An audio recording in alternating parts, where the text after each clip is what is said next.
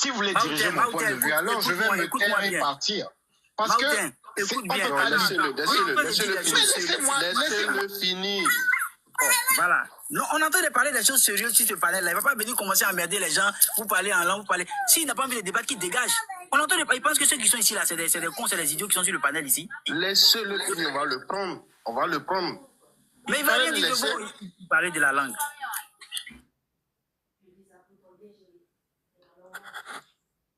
Je pense qu'il serait bien qu'il remonte, qu'il pose les questions, parce que ce n'est pas des questions qu'on entend souvent.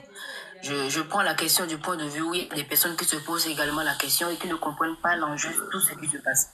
Et que le réveil, peut-être les questionnements, ça commence par là. Il faut juste prendre, corriger et le recadrer. Donc, justement, c'est ce qu'il faut faire. Parce qu'il ne connaît même pas l'historique, certainement, de cette histoire de la langue qu'on est en train de parler.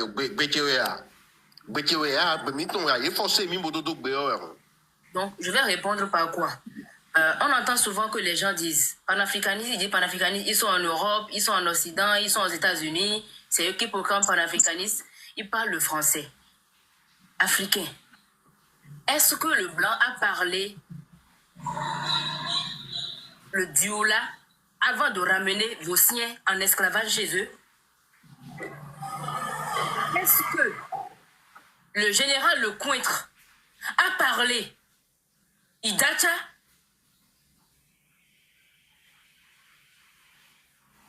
Le Bambara, avant de connaître comment ils veulent séparer l'Afrique?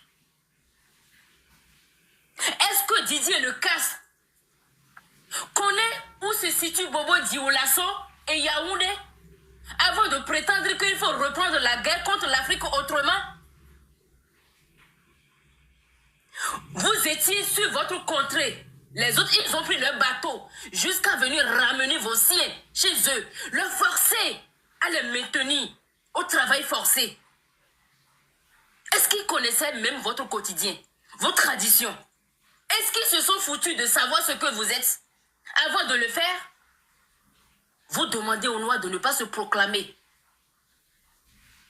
Aujourd'hui, la langue lui a été imposée. Ce n'est pas de sa volonté, ou la volonté de ceux qui existent aujourd'hui. Mais la langue lui a été imposée sous feu et armes pour qu'il puisse l'adopter. Aujourd'hui, le panafricanisme dit nous devions retourner à nos cultures, nos langues à l'école. Nos langues à l'école. Nos cultures en avant. Nos terres en avant. Nos ressources pour les peuples eux-mêmes. C'est ce que dit le panafricanisme. Mais les gens comme les Ouattara, les Talons et autres, eux, ils disent les ressources, on peut donner aux étrangers. Quand ils vont nous donner un peu d'argent de poche là, on va prendre et faire ci et faire ça. Comment tu peux vivre compter sur l'argent de poche des autres? Est-ce que Didier Lecastre a demandé à celui qui vient de monter où est-ce que tu habites avant de débarquer dans son pays? Pourquoi vous voulez imposer aux Noirs de rester chez lui pendant que les autres vont jusqu'à dans sa maison, sous son lit, pour le brutaliser? Vous voulez forcer le Noir à accepter. Mais vous ne voulez pas que le Noir se proclame lui-même. Ose entreprendre. Ose faire ce que font les autres. Il faut discriminer le Noir. Que pourquoi il parle le français? Est-ce que c'est moi j'ai demandé au Bénin de me donner à apprendre le français à l'école? Je suis né, j'ai vu les gens apprendre le français. Et c'est quand j'ai grandi, j'ai vu que ce n'est pas normal. J'ai perdu beaucoup de choses en adoptant la langue d'autrui. Et aujourd'hui, qu'est-ce que je fais? J'ai mis un projet d'apprentissage de cours de Fongbe. Ma langue, pour les jeunes et pour les adultes, depuis l'année dernière. Et je relance encore cette année. Le panafricanisme, c'est ça. Nous corrigeons nos erreurs. Ce sur quoi on a été faillible, on corrige, on reprend, on refait. C'est ce que demande le panafricanisme. Le panafricanisme dit: ne nous contentons pas des frontières qui existent. C'est un piège pour nous. Ne pas traiter un Ivoirien au Bénin d'étranger, ce n'est pas bien, nous sommes des frères. Le panafricanisme dit, ce n'est pas bien qu'on traite un Béninois au Gabon d'étranger et qu'on traite un Gabonais au Bénin d'étranger. C'est un piège. Nous sommes les mêmes. Nous partageons les mêmes histoires, les mêmes cultures. Nous sommes censés se regarder en face pour dire, tu es moi, je suis toi. Et à partir du moment que un président gabonais considère que un Béninois qui vient sur ma terre est aussi un Gabonais, est aussi le mien, en termes d'infrastructure, j'ai agrandi assez d'infrastructures pour que qu'il soit béninois, qu'il soit ivoirien sur ma terre, il puisse avoir un toit pour se loger, il puisse avoir un travail à faire pour que nous puissions vivre dignement sur notre terre. C'est ce que dit le panafricanisme. Le panafricanisme dit, vous ne pouvez pas être là, que les terreaux quittent le Niger et rentrent au Bénin, commettent des forfaits et rentrent encore au Niger. Il faut des pipons entre nous. Non, nous devons nous liguer entre nous. Toi, tu es Bénin, moi je suis Niger, nous sommes des frères. Nous allons lutter contre ce système. Mais dire que je braque ma frontière pour que les terreaux puissent quitter de gauche à droite et rentrer commettre les forfaits, c'est de donner un chemin à l'ennemi de s'installer. Bazoum est issu du système de la Libye. Vous pensez que les terreaux cherchent quoi? Ils cherchent une terre pour créer un pays, c'est tout ce qu'ils cherchent.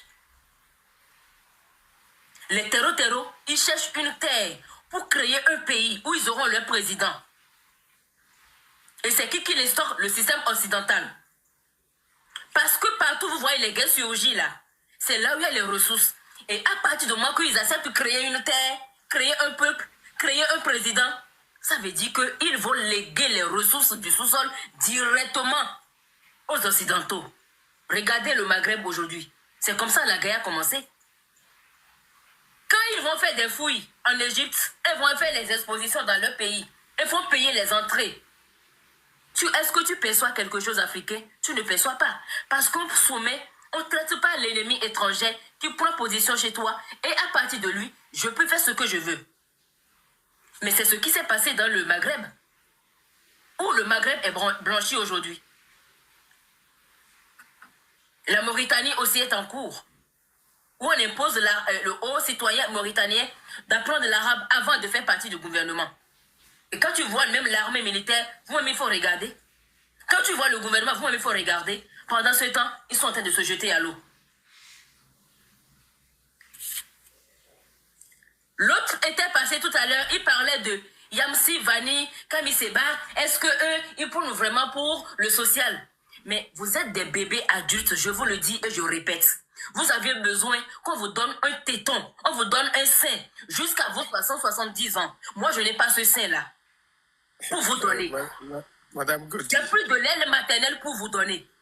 Bébé adulte de 70-80 ans, j'aime plus ce temps. Il n'y a plus de lait dans mes seins pour vous. Vous voulez qu'on vous tienne par la main pour vous montrer. D'autres disent qu'on ne va pas quitter un mètre pour un autre mètre. Ah, vous avez besoin d'un mètre? Ça, je ne savais pas. Comment un individu de 70 ans peut réagir ainsi si ce n'est pas des bébés adultes? Pour comprendre, ma théorie de bébé adulte, c'est quoi? En Afrique, j'ai établi une théorie que nous avions que des bébés adultes qui ont rempli nos continents. De 0 à 7 ans, on fait croire aux enfants que Papa Noël existe. Alors, à partir de 8 ans, de cet âge, ce sont des bébés adultes maintenant. Eux, on veut croire que Jésus Allah existe. Et pour eux, ils attendent aussi le Messie. Donc, c'est-à-dire prendre la corde et va attacher au mouton, ou bien prendre le mouton et va attacher à la corde, c'est la même équation qui te donne le même résultat. Vous êtes des bébés adultes. Vous avez besoin qu'on vous tienne les bras. Venez par ici. Ah, Percy, viens prendre le lait matin, le midi, viens acheter. Je ne suis pas dans cette théorie. Le panafricanisme ne demande pas à qui que ce soit d'avoir un leader. C'est-à-dire que tu te refais à toi-même.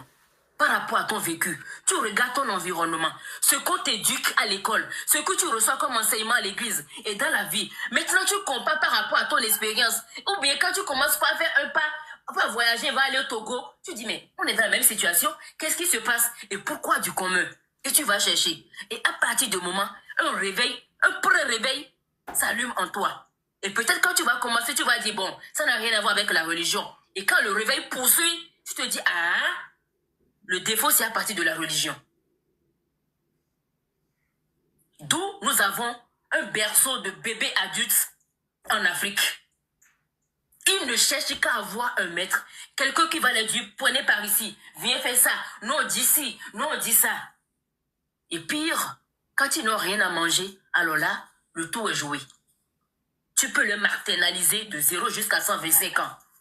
Ils vont rester dans leur bureau et te dire que Jésus existe. On a vu des présidents qui chantent ça, que Jésus a quitté le ciel, un président.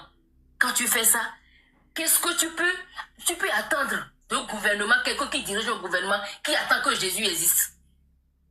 Mais il s'est déresponsabilisé.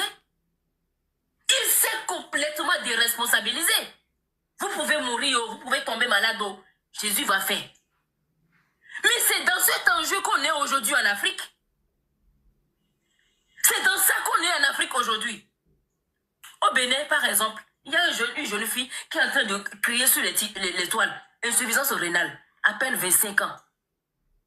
Et quand tu vas sur les commentaires, Dieu va faire. Quand elle te projette, quand elle te protège, les anges de Jésus t'accompagnent. Comment tu peux être un humain et réagir ainsi? Ton propre frère, ta soeur, tu tombes malade et quelqu'un te dit Dieu va faire. Tu l'as déjà vu où? As-tu discuté avec lui une fois? Il t'a donné un chèque une fois? C'est dans ça qu'on est aujourd'hui.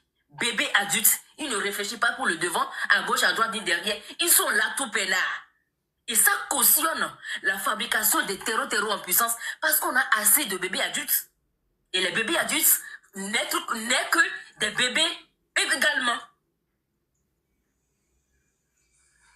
Quand on prend la question de Yamsi, Camille Seba, Nathalie Yam, est-ce que vous aviez besoin de ces personnes-là pour comprendre que vous-même, à partir de 25 ans, vous êtes incapable de pointer du doigt sur votre propre terre? Voici ma parcelle, voici mon champ de tomates. Vous aviez besoin de ces personnes-là pour savoir.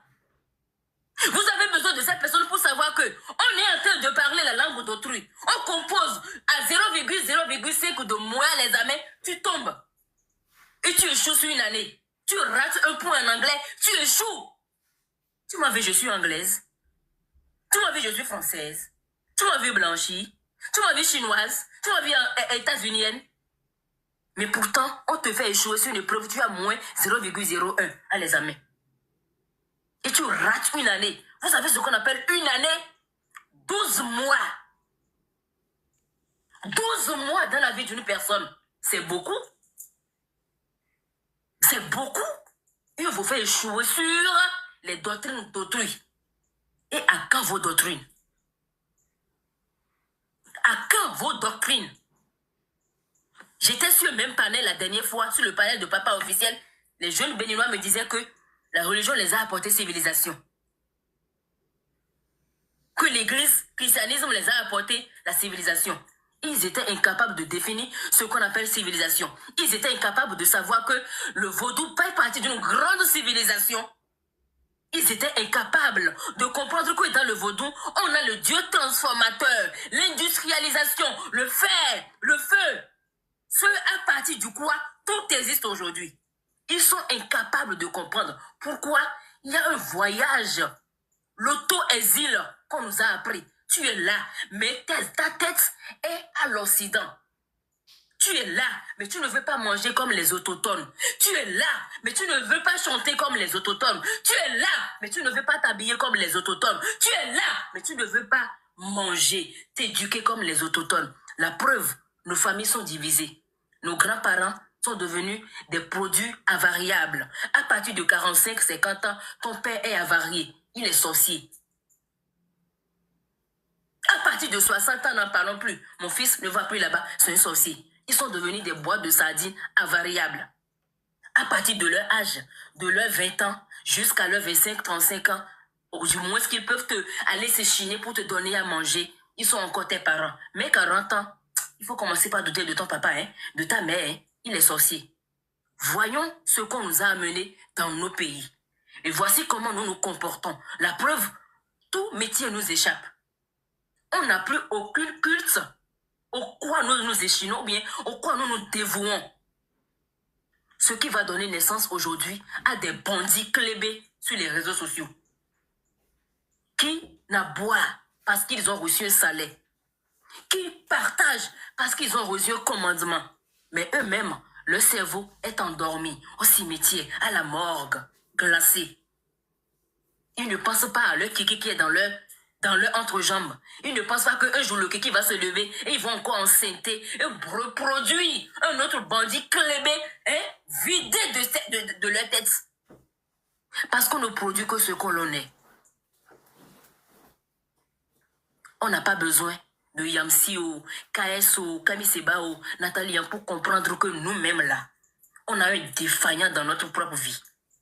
25 ans, 27 ans, 30 ans, nous sommes en train de chercher licence 2. Et quand tu compares aux autres pays, 25 ans, ils ont déjà le Lamborghini, le Solara. À 27 ans, n'en parlons plus. Il a déjà fait un prêt pour acheter une maison. Dans son système qui est autant dur, le système lui a tracé un parchemin. Au moins, il peut acheter. Avec le SMIC, il peut aller banquer. Avec notre SMIC, tu ne peux même pas prétendre acheter un paquet de ciment.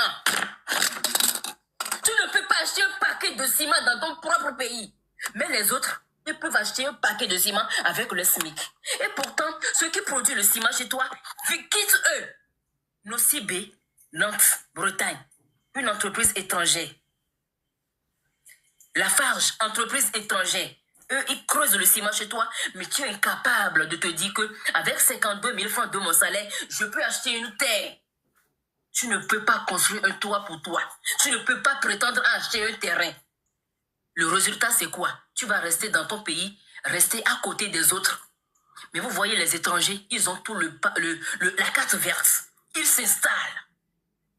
Ils vivent mieux que vous. Et ça ne date même pas de Kemi Seba et de Yamsi. Ils n'étaient même pas encore nés quand cela existait.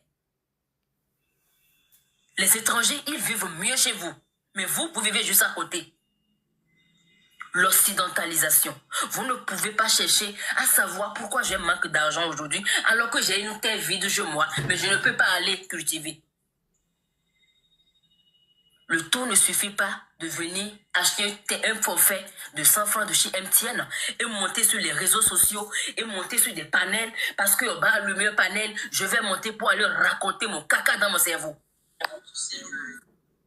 Des fois, je reste même en bas pour écouter, pour apprendre des personnes édifiées parce que nul ne détient la science infuse. Mais ce que je vis, personne ne peut quitter ailleurs pour m'expliquer ce qui est ma vie. Tu fais le point sur ta situation. Et si tu as la chance, à partir de 17 ans, tu sais que ton kiki commence pas à se lever. Tu réfléchis maintenant à partir de ta progéniture. Qui tu vas produire? Comment tu vas les édifier? Avons-nous besoin de Yamsi pour faire ça? Avons-nous besoin de Nathalie Young pour faire ça? Avons-nous besoin de Kemi Seba pour faire ça? Vous-même regardez les jeunes que nous négligeons au quartier. Quand ils vont en Occident, c'est nous-mêmes qui les négligeons là. Voyons là, oh, quitte là. Oh, voyons là, Babi, quitte là. Mais quand ils vont en Occident, c'est nous qui allons dire, oh, le boss, tu es bien sapé. Oh, le boss. Pourquoi? Ce n'est pas parce que le jeune est intelligent ou qui que ce soit. Non, c'est le pays qui a instauré un système pour que quand tu entres, tu peux faire A plus B et coacher pour avoir un résultat. Et le panafricanisme dit, mais les autres ne sont pas intelligents plus que nous. Nous-mêmes, on peut faire ce A plus B chez nous pour nos enfants. Pour que nos enfants puissent rester dans nos pays et faire tout ce qu'ils veulent. S'ils ont envie de voyager, ils voyageront dignement. Et non aller se jeter à la mer. C'est ce que dit le panafricanisme. Il ne dit pas que il faut forcément aller chercher les étrangers pour être accord militaire, machin autre. On peut se collaborer entre nous. Niger, Bénin, Côte d'Ivoire, Cameroun, Gabon. On peut former notre alliance militaire. Et à partir du moment qu'on a une volonté de former une alliance militaire, qu'est-ce qu'on fait? On ouvre le grand livre de connaissances. C'est-à-dire des institutions, des écoles de production, de recherche en armement, de fabrication en armement. Et si jamais nous manquons cela, ce qu'on peut faire, on envoie quelques têtes éléments qu'on sécurise. Chez ceux qui ont peut-être ce savoir-là, ils vont chercher et au retour, on les sécurise. Leur retour pour qu'ils puissent partager ce savoir chez nous. C'est ce que dit le panafricanisme. Est-ce que jusque-là, le panafricanisme, vous avez entendu dans mon discours, de vous détester, de porter perruque, de vous décaper la peau, de porter la langue d'autrui. Jusque-là, est-ce que je vous ai dit ça? Est-ce que dans le discours panafricanisme, on vous a jamais dit cela? On vous a jamais dit d'adorer un Dieu pour qui devant vous allez vous courber les chines? En oubliant vos parents? Vous avez entendu ça une fois? Non. Alors, il faut vous poser les vraies questions. Qu'est-ce que vous écoutez? Qui dit? Quoi? Pour qui? Ce que vous lisez, qui l'a écrit? Pour quel compte? Pour le billet de qui? C'est comme ça qu'on fait une analyse. Parce que quand deux enfants se battent et que tu tombes là pour les séparer, tu vas et recueillir les témoignages. Qui a dit quoi? Pour qui? Mais vous connaissez comment? Lui, il est quoi pour toi? Lui, il est quoi pour l'autre? Pour ne pas juger en erreur. Pour ne pas juger en erreur. Quand je reviens sur l'affaire, une petite chronologie sur l'affaire AES. Assimi Goïta a bel et bien dit, nous étions au front. Et ces gars-là que vous envoyez pour signer un accord militaire avec eux, nous allons là-bas, mais c'est eux qui disent, toi tu dois faire ci, tu dois faire ci, tu dois faire ça. Nous formons notre équipe pour aller sur le terrain combattre les terreaux. Mais les renseignements sont déjà vendus au niveau des terreaux avant qu'on ne vienne. Ces gars-là, étrangers que vous voyez, les militaires étrangers, nous allons sur le terrain pour combattre. Mais eux, ils ont des appareils pour localiser le pétrole. Ils ont des appareils géolocalisables pour localiser l'essence. Ils ont des appareils pour localiser l'eau. Mais alors que nous, on est parti pour aller combattre les terreaux, comment ça se fait? Et le pire, ils osent dire aux militaires maliens que le ciel malien ne vous appartient plus. Africains, par quel chemin on peut encore vous expliquer que là, vous êtes sur la chaise électrique?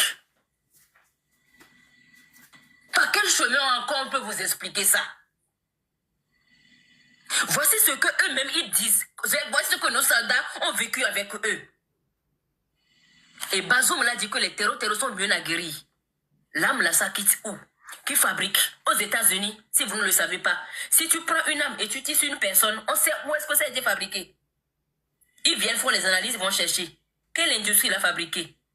Même s'ils ne savent pas là, ils mettent ça dans un sachet. Dans 1000 ans, ils vont poursuivre les recherches pour aller savoir. On appelle ça la maîtrise de son terrain, la sécurisation de son terrain et de son peuple. Voici ce que eux ils ont dit aux militaires maliens. Le ciel malien ne vous appartient plus. Donc toi tu es en Côte d'Ivoire, un étranger vient te dire que le ciel de la Côte d'Ivoire ne t'appartient plus. Et tu vas dire, laissez, au moins ce que lui dit, il me respecte. C'est ce que l'incrédule vient de dire. Que au moins la France les respecte, il leur accorde le minimum respect. Celui qui est parti avant lui, l'Africain, c'est ce qu'il a dit. J'ai noté tout, c'est ce qu'il a dit. Que le minimum respect. Que la France les accorde le minimum respect. Africains, qu'appelez-vous le respect? Qu'appelez-vous le respect? Ta femme est enceinte. Va à l'hôpital. On lui dit que sans l'argent, on ne peut pas la soigner. Soit elle décède ou l'enfant meurt avec elle. Tu appelles ça ton pays te respecte? Tu appelles ça ton pays te respecte? Il y a plusieurs formes de guerre. La guerre visible. Ce que tu vois et ce que tu ne vois pas. C'est pour ça que l'enjeu mystère spirituel domine. Pour ça, il y a les bébés adultes gonflés dans les églises. Parce que le mystère, il faut être mystérieux pour comprendre. Il y a la guerre visible et l'invisible.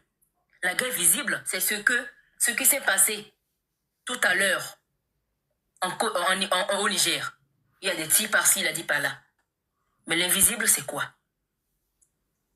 C'est quand quelqu'un reste derrière pour dire le camion, il y a un embargo sur vos camions. Que ce soit médicaments, nourriture dedans ou ils ne vont pas venir pour vous soigner. L'invisible, c'est quand on vous interdit de ne pas apprendre vos langues. L'invisible, c'est quand vous cherchez un sorcier ailleurs, alors que vous-même, vous êtes les pires sorciers de vous-même. La guerre invisible, c'est quand elle est tombée malade, arrivée à l'hôpital, on lui dit sans l'argent, on ne peut pas te soigner et la personne décède.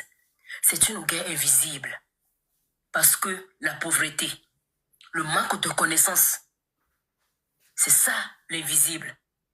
Celle qui est visible, c'est quand je vais commencer par dire « Oh, Tata Mouroupe, toi, va là-bas. Oh, Abba, va là-bas. » Tu vas m'insulter seulement. Mais l'invisible, ce qui me poursuit à le faire cela, tu ne maîtrises pas. Posons-nous de vraies questions. Quel est réel l'état de votre situation? Pas ménage, pas individu, pas famille. Faites votre état des lieux. Parce que là où le bas est blessé, personne ne peut aller vous soigner, sauf vous-même. Sauf vous-même. Yamsi, que ce soit, qu'il soit en accord avec le régime précédent et que ce soit des choses qui se passent, prenez ce qui est bon, qui peut édifier votre peuple.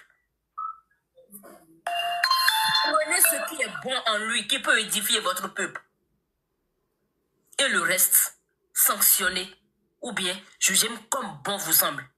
Mais nous avions beaucoup de bébés adultes sur le continent qui ont besoin d'être marginalisés. Et moi, ma garderie, elle est pleine. J'ai plus de sein, j'ai plus de lait dans mes seins pour vous. Cher bébé de 80 ans. Le mouvement panafricaniste, est-ce qu'on a besoin d'avoir l'intitulé panafricanisme pour savoir même que nous, en tant que Noirs, nous sommes une famille? Parce que si au moins vous accordez de la crédibilité à vos frères qui sont en Bengué, ils peuvent au moins vous expliquer ce qu'on appelle voyager dans le pays d'autrui. Quand quelque chose se passe, on ne dit pas il a quitté Côte d'Ivoire. On dit c'est le noir. Devant vous, vous avez vu ce qui s'est passé avec le Maroc. Les vidéos circulent. Comment on dit vos frères là-bas. Et on filme. Et on propage sur les réseaux sociaux. Vous savez ce que ça veut dire? C'est un acte terroriste. C'est un acte terroriste.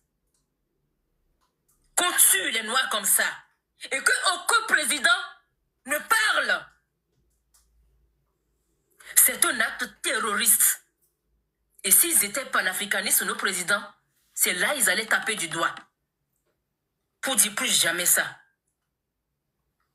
S'ils étaient panafricanistes, on n'aurait même pas poursuivre la canne. Parce qu'on a eu 3 individus qui sont partis. Le journaliste camerounais, l'autre malien ou bien d'autres, il y a au moins 3 qui sont déjà partis dans des conditions douteuses. Pourtant, le match a poursuivi. Et au final, vous avez vu ce qui s'est passé? Ça veut dire que nous sommes un peuple maintenant, une communauté où, même si les nôtres, on les voit tuer, nous, on ne cherche que la coupe. La coupe, elle est fabriquée de quoi? Peut-être de l'or. Et l'or est où? Sous notre terre. Donc ça veut dire que nous laissons nos terres. Nous laissons ce que nous appartient, on va courir. Faire une carrière dans ce que nous-mêmes, on peut faire carrière entrepreneuriale. Depuis chez nous, on attend juste à se faire acclamer à l'extérieur. On attend juste à se faire dire, oui, tu as vu, la FMI, l'indice de développement, oh, Soukouk, ici 100 milliards, oui, le Bénin a fait ci, la Côte d'Ivoire est classée. Vous ne voulez avoir que l'avis, l'approbation des autres. Vous n'avez aucun ego en vous. Vous n'avez aucun ego en vous. Le vrai égoïste, le narcissisme, il se regarde dans le miroir. Et lui-même, il se donne des éloges. Vous n'avez aucun éloge en votre nom. Tout ce que vous savez, il faut que quelqu'un depuis de loin vienne vous dire « Bravo, tu es bien habillé. » Ah, il m'a dit que je suis bien habillé. Oh, c'est bien. Alors, je suis bien habillé. Quel individu vous êtes? Quel humain fait ça?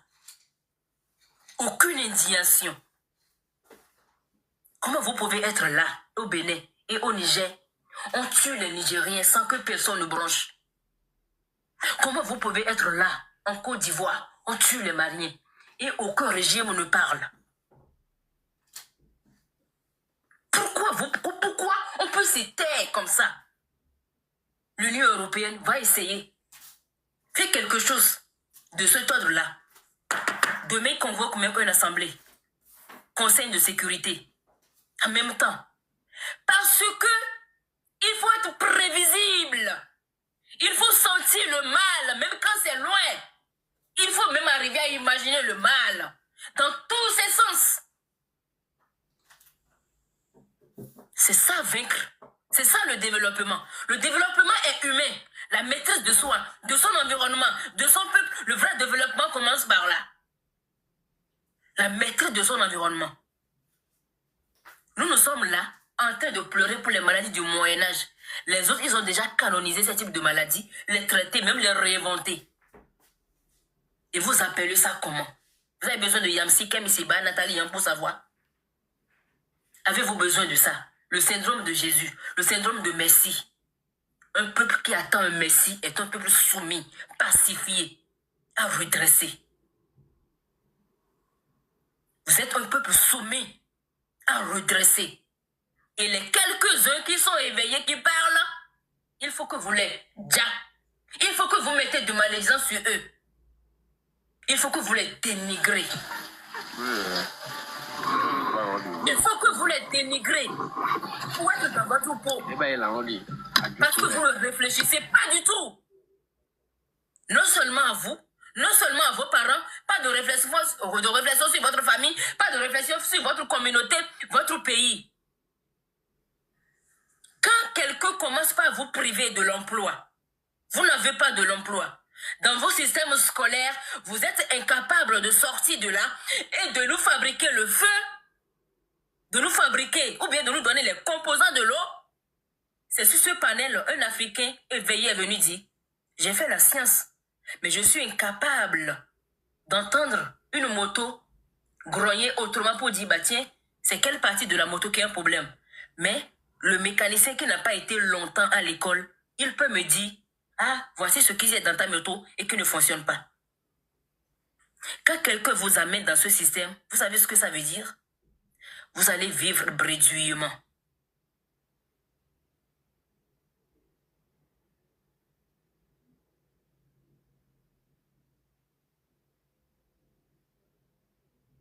Pas de terre dans votre vie. Et si vous n'aurez pas de terre, ça veut dire que à tout moment, vous allez construire des hangars. Vous savez ce qu'on appelle les hangars? Les constructions à base de bois métant.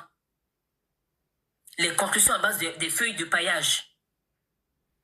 Et ces constructions, vous savez ce que ça veut dire? À tout moment, on peut les raser. Sans se poser des questions. C'est rasable, il faut raser. Il n'y a rien là. Le vent souffle, le vent t'emporte. C'est rasable. Mais à partir du moment que tu construis toi-même des raies, même si c'est à base de covovo, à base de l'argile, comme à l'époque, avant que quelqu'un ne se pointe pour dire qu'il va raser, il va demander à voir le propriétaire. Là, c'est la dignité. Là, tu imposes un respect. Là, tu t'appropries de ta terre. Et ça, tu comprends ça quand toi-même, tu commences, tu t'assois à faire une analyse de ta propre vie, de ta situation, depuis de 0 jusqu'à 50 ans. De 0 jusqu'à 50 ans. En question de langue, le panafricanisme n'a jamais proclamé être fier de la langue d'autrui. Ils ont dit, faisons-nous asseoir et édifions-nous à travers nos langues. Mettons nos langues à l'école. Pourquoi faire échouer Tata Monoko à l'examen? Parce qu'elle a réussi les épreuves d'anglais ou de français. Pour quel motif? Ou de chinois. Pour quel motif? Alors qu'elle-même, elle parle diola. Pourquoi ne pas la mettre à l'école de diola? Ou bien pourquoi ne pas mettre diola à l'école? Pour qu'elle apprenne sa science. Donc, voilà un peu le cheminement dans lequel nous sommes arrivés. En ce qui concerne maintenant le dossier Niger, c'est une chronologie de choses. En rappelant que quand le Mali s'est réveillé, il a attisé la flamme de protection. Si vous touchez à tel pays, vous allez nous avoir au dos. Quand on a dit ça, quand tu entends ça, qu'est-ce qui rentre dans ton corps? Une fierté, une énergie de protection. Quand vous attaquez, si vous touchez au Burkina, au Niger, vous allez nous avoir, nous, au dos. C'est ce qu'un grand frère est censé dire à son petit frère ou bien à sa petite soeur. Pour que tu puisses savoir que, ouais, j'ai un son glébéno. Touche-moi, tu vas voir. C'est comme dans la cour du village. Vous insultez tous les enfants. Mais il y a un enfant que n'importe qui ne peut pas toucher. Un enfant que tu ne peux pas gifler n'importe comment. Pourquoi? Tu connais sa famille. Même si son père n'est pas là, le frère a son père. L'oncle est là. N'en parlons même pas de la tante Agbaya. Si elle t'attrape, elle va te griffer. Pourquoi? La sécurisation du sang. Vous voyez? C'est ça ce que le Mali a semé. Il a donné une clôture de sécurisation. Et à travers cela, tous les Noirs se réfèrent. À travers cela, les peuples, 3 peuples collaborent. Tu ne peux plus commettre un forfait au Niger et te réfugier au Mali. Toi, tu es qui? Tu ne peux pas, une entreprise étrangère, insulter le Niger et prétendre te réfugier au Mali. Toi, tu es qui? Ils nous ont démontré. Ils nous ont démontré. Ils nous ont démontré par A plus B. Et le panafricanisme n'a jamais dit que nous attendions les Russes pour faire quoi que ce soit. C'est pour ça que l'AES, ils sont en train de tout faire, le projet de mettre en place le satellite pour contrecarrer les systèmes d'information. Et pour cela, ils ont envoyé leurs ingénieurs apprendre dans plusieurs pays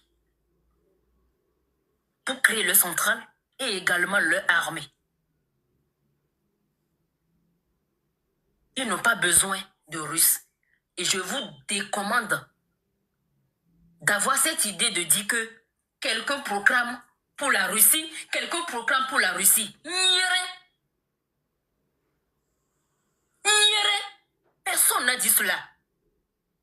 Seuls ceux qui ont besoin du maître disent ça. On va quitter un maître pour un autre. Donc vous saviez que vous avez un maître et vous n'avez rien dit. Et Afrique, qui sont nos pères? Je me pose la question. Vous êtes sûr que vous faites des enfants ou bien vous allez chercher l'eau du marigot pour faire des enfants? Vous allez chercher l'eau du marigot pour faire des enfants. Vous savez que vous avez un maître. Vous êtes un peuple. Premier peuple qui détient une histoire. Une civilisation. Avant tout autre peuple. Dit qu'il a un maître. L'équation est résolue. Il faut aller à l'école, pourquoi alors? Si vous savez que vous avez un maître. Ça veut dire que vous qui concevez cela, vous continuez à envoyer vos enfants à l'école. Il ne fallait pas. Ça ne sert à rien. Ça ne sert absolument à rien. Que dalle. Maintenant, vous voulez que l'embargo qui était mis sur les pays de l'AES, la fermeture des frontières, déclarée publiquement, les conversations de Ouattara en train de discuter avec quelqu'un. Oui, ils pensent que le développement se fait ainsi. Ils pensent que le président qui dit ça de son frère, de son pays frère. Vous-même, vous entendez des audios comme ça. Ça ne vous fait pas réfléchir. Vous avez besoin de Kemi Seba pour comprendre qu'il y a quelque chose qui ne va pas. Qu'il y a Anguille sous roche. Qu'il y a Memondo Meme. Vous avez besoin de Kemi Seba Nathalie pour comprendre ça. Et ils sont qui? Ils ne sont pas comme vous. Hein? Vous avez besoin que Franck Yamsi allume une caméra pour vous faire comprendre que l'école que tu as fait jusqu'à ton âge, à 30 ans, tu es incapable d'avoir 25 000 francs. Pour dire qu'aujourd'hui, là, 25 000, je prends taxi, je vais en Côte d'Ivoire visiter un musée, je reviens tout de suite. Tu es incapable de pouvoir te réaliser cela, ce vœu. Tu es incapable de travailler pour dire que mes enfants et moi allons faire ce voyage pour aller visiter tel musée culturellement et revenir. Tu es incapable. Tu as besoin de Yamsi pour savoir. Tu as besoin de Kemi Seba pour savoir. Vous avez de sérieux problèmes. Et le grand danger, c'est que nous continuons à nous fabriquer nous-mêmes. Vous avez de sérieux problèmes. 70 soldats nous avions perdus début d'année 2025. Des enfants comme ça, ils filment. Ils mettent ça sur les réseaux sociaux pour dire voici ce qu'on a, cargaison qu'on a pris. Un pays, un enfant. Vous voyez ce qui se passe? Vous voyez ce qui se passe? Les terroristes, ils sont au Togo, en Côte d'Ivoire, au Bénin, au Nigeria. Pendant le coup d'État, le soi-disant coup d'État manqué le 7 décembre 2025, 4 armées, voire 5, ont interagi rapidement au Bénin. Mais en début d'année 2025, 70 soldats étaient partis. Aucune armée n'est venue. Vous avez besoin de comprendre maintenant que je fasse encore d'autres dessins pour vous. Vous ne vous posez pas des questions. Vous n'avez pas besoin d'avoir un leader pour vous nourrir vous-même. Vous êtes le leader de vous-même. Vous êtes le leader de vous-même. Vous êtes le leader de vous-même. Allez chercher là où ça ne va pas dans votre propre vie. Et de là, créer un tableau. Commencez par faire le tracking. Comme font les FBI. Quand ils veulent attaquer un criminel, allez traquer.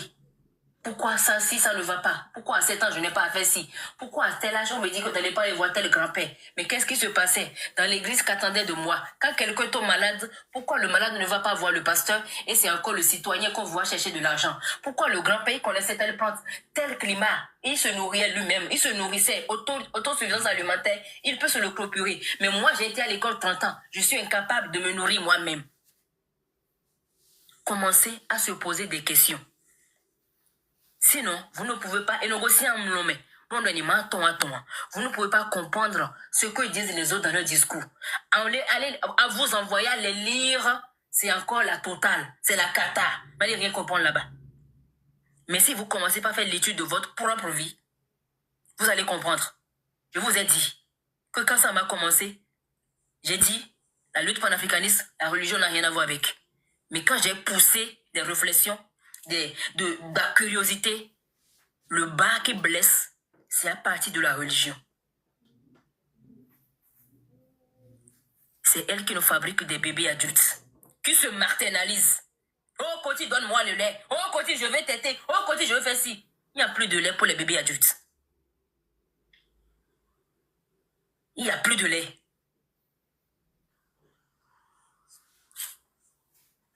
On ne change pas un maître pour un autre. Nous voulons être nous-mêmes. Nous sommes des humains. Nous voulons être nous-mêmes. On n'est pas des chihuahuas. Mais si la traîtrise, l'ignorance persiste, le discours va se répéter à chaque siècle. Et c'est ça on ne veut pas. Parce que quand le Cointra parlait, comment ils vont venir en matière de guerre, Talon n'a pas parlé. Ouattara n'a pas parlé. Il n'y a que les pays de l'AES pour défendre ces discours, pour dire impossible que ces personnes-là se mettent sur les réseaux sociaux et disent qu'ils vont nous attaquer et nous on va rester bras croisés.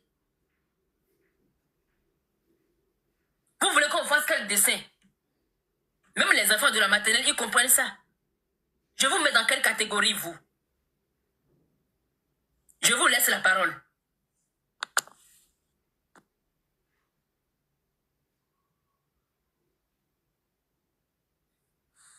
Au revoir, Koti. Merci beaucoup.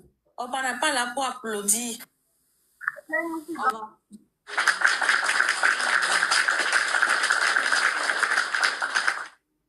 Merci beaucoup.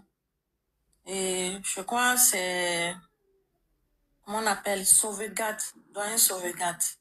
On vous laisse la parole. Bonjour Tata Mondoupe. Bonjour à la grande et brillantissime Koti. Je suis tellement fier de vous, Madame Koti.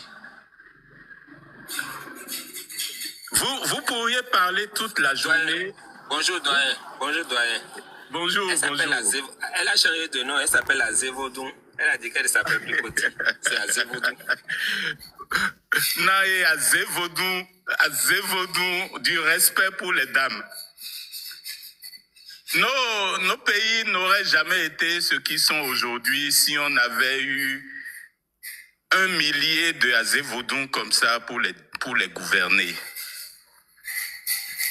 On aurait eu des Tatassé, Mondoupé, on aurait eu des Azévodou et beaucoup de femmes. Et la descendance, c'est vous qui éduquez les enfants. Et vous avez administré ici une brillante plaidoirie pour éduquer notre peuple. J'espère que ceux qui sont en bas, qui écoutent à Zévodon, ont pris des stylos pour noter, paragraphe par paragraphe, ce qu'elle a sorti de sa bouche. Je suis tellement fier. Cela dit, je vais compléter ce qu'elle a dit. Parce qu'elle a tellement décortiqué le sujet face à ceux qui étaient montés avant, qui ont continué à nous perdre. Oui, la langue, parce qu'on était parti de là. Parler notre langue est une priorité. Vous voyez ce que le Mali a fait dans sa constitution? C'est déjà un grand pas pour pouvoir franchir une étape. C'est inscrire dans la constitution le Bambara. Le Mali l'a fait. Vous voyez ce que le Burkina a fait? C'est à peu près la même chose. Le Burkina est même allé plus loin. Le Burkina Faso aujourd'hui est allé dans le style, dans le sens et dans le bon sens de dire que l'artisanat local était extrêmement important d'être développé pour que les fonctionnaires, tous les agents de l'État puissent porter les vêtements locaux pour aller au travail. Vous voyez, on a des justices dans les cours de justice là. On a des cours de justice. Vous voyez les juges là, vous voyez les juges camerounais. Des fois, je ne sais pas si vous vous êtes amusé aujourd'hui à voir, tu es noir et tu vas porter des perruques de blanc pour singer le blanc, pour dire que tu es juge. Voilà à quoi, en plein 21e siècle, nous sommes réduits. Et le panafricanisme, en fait, quand vous prenez le mot lui-même, il voudrait que nous soyons nous-mêmes. C'est-à-dire, quand tu as les dents de lait, tu es né, et la première chose, c'est que tu cries, et si tu n'as pas crié, c'est que tu ne vis pas. Tu donnes un cri, et ce cri-là, dans tes premières années de vie, tu apprends beaucoup de phonèmes, de mots dans ta langue dite maternelle. Et pendant 6 ans, tu apprends ça jusqu'au jour où tu vas à l'école. Et quand tu vas à l'école, eh bien boum, on va te dire, maintenant tu vas parler français, tu ne vas plus continuer de parler dans ta langue maternelle. L'importance de la langue là, c'est là, en réalité. Et nous ne contestons pas le fait que quelqu'un vienne dire que la langue est importante. C'est dans le projet panafricaniste, mais c'est un tout. C'est une globalité. La langue fait partie du projet panafricaniste de nous exprimer, d'écrire dans nos langues. Nos ancêtres qui ont fait les sciences s'exprimaient dans nos langues pour faire les sciences. Ils ont inventé les mathématiques dans nos langues. Ils ont inventé l'astronomie dans nos langues, la médecine dans nos langues qu'ils parlaient avant notre naissance. Vous voyez, le monothéisme même là, dont vous glanez en allant chercher les religions d'autrui là. La source, le monothéisme, c'est dans nos langues que ça a été fait. Voyez-vous. Donc, nous ne nions pas le fait que nos langues soient le pilier, un pilier important et central de notre renaissance. Donc, à ce titre-là, oui. Mais portez alors des panafricanistes au pouvoir dans tous nos pays et ce changement sera fait. C'est cette dimension-là que j'aimerais insister dessus. Et je reviens à l'école. L'enfant qui a perdu 6 ans, en fait, il n'a pas perdu. Il renaît, il refait. En arrivant à l'école, il commence à parler français. Il va commencer à parler français et va faire l'école primaire jusqu'à je ne sais quel âge. Il va continuer à parler français au collège et à l'université. Mais l'enfant qui est né en Allemagne, lui, il parle allemand de 0 à 6 ans. Quand il va à l'école, il continue en allemand. L'enfant qui est né en France, de 0 à 6 ans, il parle français et il continue en français sa formation, sa scolarité. Cela veut dire quoi? Donc nous avons perdu 6 ans alors que l'enfant a déjà capitalisé des milliers de mots dans sa langue maternelle. Donc ce qu'on est en train de dire est fondé, mais c'est une question de priorité. Aujourd'hui, dégageons le serpent qui nous embête là, depuis plus de 600 ans là. C'est ce serpent-là,